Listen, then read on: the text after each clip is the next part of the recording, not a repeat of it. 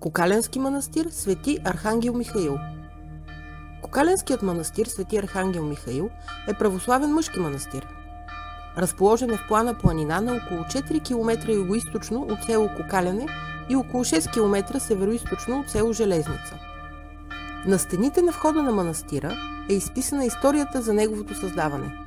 Кокаленският манастир по предание и исторически данни води началото си от първите години на 11 век по времето на българския владетел цар Самуил.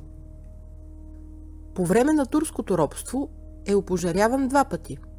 В този си вид с трети пореден храм е построен след освобождението.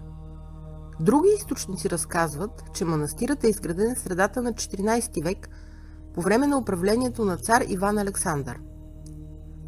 Съществува легенда, която свързва създаването му с местния болярин Радослав, когото някои свързват с Радослав Мавър, болярин от края на 15 век. Според нея, при един лов в плана, Радослав убил една сърна, която преди да издъхне, проронила едри сълзи.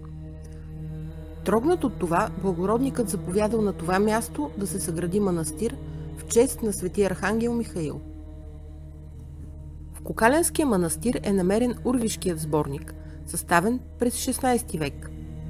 Той съдържа 50 листа, представящи сведения за поклонници, беседи и 4 похвални слова за архангелите Михаил и Гавраил. По времето на османското владичество в България е бил значим книжовен център. Опожаряван е 2 пъти. През 1858 година манастирът е възстановен от иеромонах Хрисант. На 16 юни 1898 година манастир е ограбен, а отец Хрисант е убит от разбойници. Погребан е до входната врата на манастирския двор. След освобождението в края на 19 век е възстановен напълно.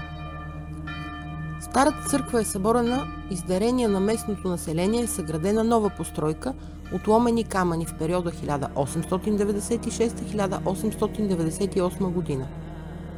През 1969 година манастирът е обявен за паметник на културата.